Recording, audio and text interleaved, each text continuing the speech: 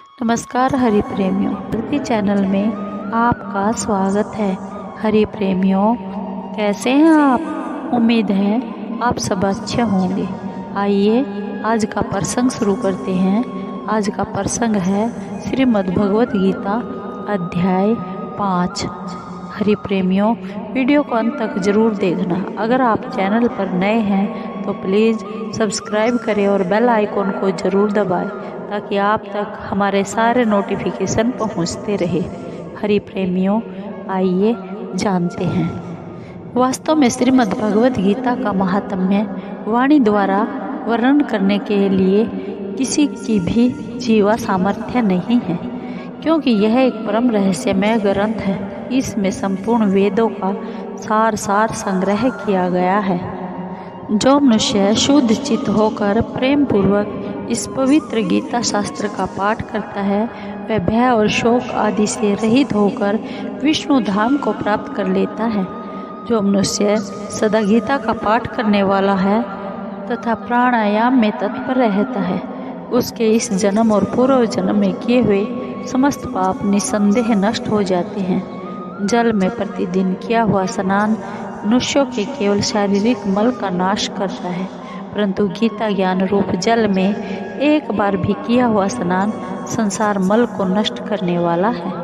जो साक्षात कमलनाभ भगवान श्री विष्णु के मुख कमल से प्रकट हुई है, उस गीता का ही भली भांति गान करना चाहिए।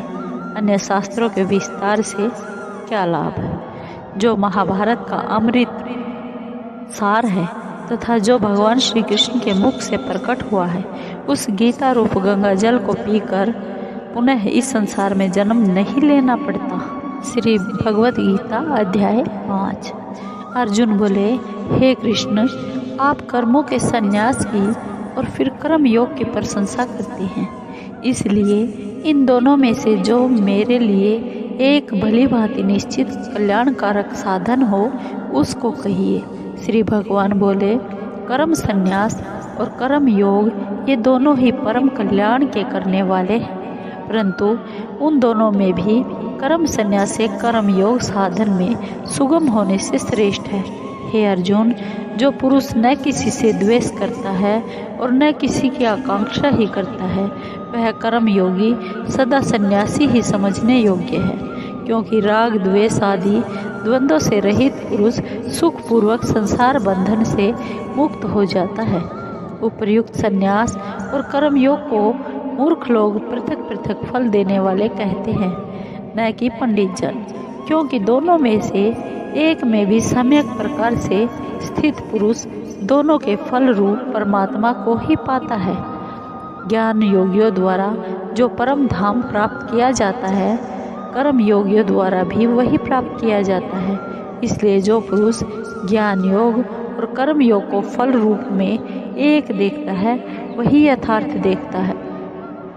परंतु हे अर्जुन, कर्म योग के बिना संन्यास अर्थात मन, इंद्रिय और शरीर द्वारा होने वाले संपूर्ण कर्मों में कर्तापन का त्याग प्राप्त होना कठिन है, और भगवत स्वरूप को मनन करने वाला कर्म योगी पर ब्रह्म परमात्मा को शीघ्र ही प्राप्त हो जाता है। जिसका मन अपने वश में है, जो जितेंद्रिय एवं विशुद्ध अंतःकरण वाला है और संपूर्ण प्राणियों को आत्मरूप परमात्मा का ही जिसका आत्मा है, ऐसा कर्म योगी कर्म करता हुआ भी लिप्त नहीं होता। तत्व को जानने वाला सांख्य योगी तो देखता हुआ, सुनता हुआ, स्पर्श करता हुआ, सूंघता हुआ, भोजन करता हुआ, गमन करता हुआ, सोता हुआ, श्वास लेता हुआ, बोलता हुआ, त्यागता हुआ, ग्रहण करता हुआ तथा आँखों को खोलता और बंद करता हुआ भी ये सब इंद्रियां अपने आप अर्थों में बरत रही है। इस प्रकार समझकर निसंदेह ऐसा माने कि मैं कुछ भी नहीं करता हूँ। जो पुरुष सब कर्मों को परमात्मा में अर्पण करके और आसक्ति को त्याग कर कर्म करता है, वह पुरुष जल से कमल के पत्ते की भांति पाप से लिप्त नहीं होता। कर्म योगी ममता बुद्धि रहित केवल इंद्रिय, मन, बुद्धि और शरीर द्वारा भी आसक्ति को त्याग कर अंतःकरण की शुद्धि के लिए कर्म करते हैं। कर्मयोगी कर्मों के फल का त्याग करके भगवत प्राप्ति रूप शांति को प्राप्त होता है और सकाम पुरुष कामना की प्रेरणा से फल में आसक्त होकर बंधता है। अंतःकरण जिसके वश में है, ऐसा सांख्य योग का आचरण करने वाला पुरुष न करता हुआ और न करवाता हुआ ही नव द्वारों वाले शरीर रूप घर में सब कर्मों को मन से त्याग कर आनंद पूर्वक सच्चिदानंद घन परमात्मा के स्वरूप में स्थित रहता है। परमेश्वर मनुष्यों के न तो कर्तापन की, न कर्मों की और न कर्म फल के संयोग की ही रचना करते हैं, किंतु स्वभाव ही बरत रहा है। सर्वव्यापी परमेश्वर भी न किसी के पाप कर्म को न किसी के शुभ कर्म को ही ग्रहण करता है, किंतु अज्ञान के द्वारा ज्ञान ढका रहता है, उसी से सब अज्ञानी मनुष्य मोहित हो रहे हैं। परंतु जिनका वह अज्ञान परमात्मा के तत्व द्वारा नष्ट कर दिया गया है, उनका वह ज्ञान सूर्य के सदृश उस सच्चिदानंद घन परमात्मा को प्रकाशित कर देता है। जिनका मन तद्रूप हो रहा है, जिनकी बुद्धि तद्रूप हो रही है और सच्चिदानंद घन परमात्मा में ही जिनकी निरंतर एक ही भाव से स्थिति है, ऐसे तत्परायण पुरुष ज्ञान के द्वारा पाप रहित होकर पुनरावृत्ति को अर्थात परम गति को प्राप्त होते हैं।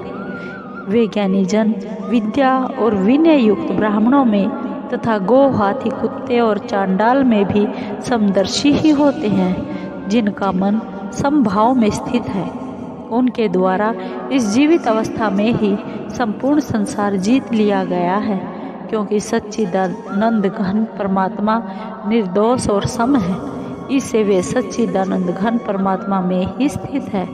जो पुरुष प्रिय को प्राप्त होकर हर्षित नहीं हो और अप्रिय को पाकर उद्विग्न ना हो, वह स्थिर बुद्धि संशय रहित ब्रह्मवेता पुरुष सच्चिदानंद घन पर ब्रह्म परमात्मा में एक ही भाव से नित्य स्थित है।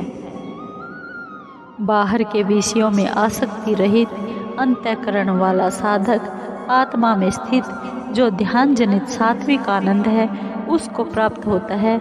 तदंतर वह सच्चिदानंद घन पर ब्रह्म परमात्मा के ध्यान रूपी योग में अभिन्न भाव से स्थित पुरुष अक्षय आनंद का अनुभव करता है। जो ये इंद्रिय तथा विषयों के संयोग से उत्पन्न होने वाले सब भोग है, यद्यपि विषयी पुरुषों को सुख रूप भासते हैं, तो भी दुख के ही हेतु होते हैं और आदि अंत वाले अर्थात अनित्य है। इसलिए हे अर्जुन, बुद्धिमान विवेकी पुरुष उनमें नहीं रमता।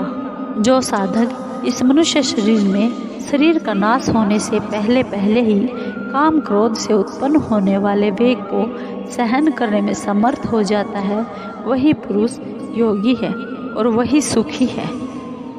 जो पुरुष अंतरात्मा में ही सुख वाला है, आत्मा में ही रमण करने वाला है तथा जो आत्मा में ही ज्ञान वाला है, वह सच्चिदानंद घन पर ब्रह्म परमात्मा के साथ एक ही भाव को प्राप्त सांख्य योगी शांत ब्रह्म को प्राप्त होता है।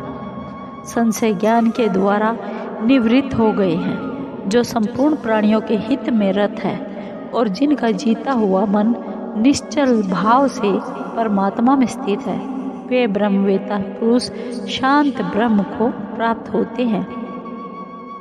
काम क्रोध से रहित जीते हुए चित्त वाले पर ब्रह्म परमात्मा का साक्षात किए हुए ज्ञानी पुरुषों के लिए सब ओर से शांत पर ब्रह्म परमात्मा ही परिपूर्ण है। बाहर के विषय भोगों को न चिंतन करता हुआ बाहर ही निकाल कर और नेत्रों की दृष्टि को भ्रिकुटी के बीच में स्थित करके तथा नासिका में विचरण करने वाले प्राण और अपान वायु को सम करके जिसकी इंद्रियां मन और बुद्धि जीती हुई हैं, ऐसा जो मोक्ष पारायण मुनि इच्छा भय और क्रोध से रहित हो गया है, वह सदा मुक्त ही है।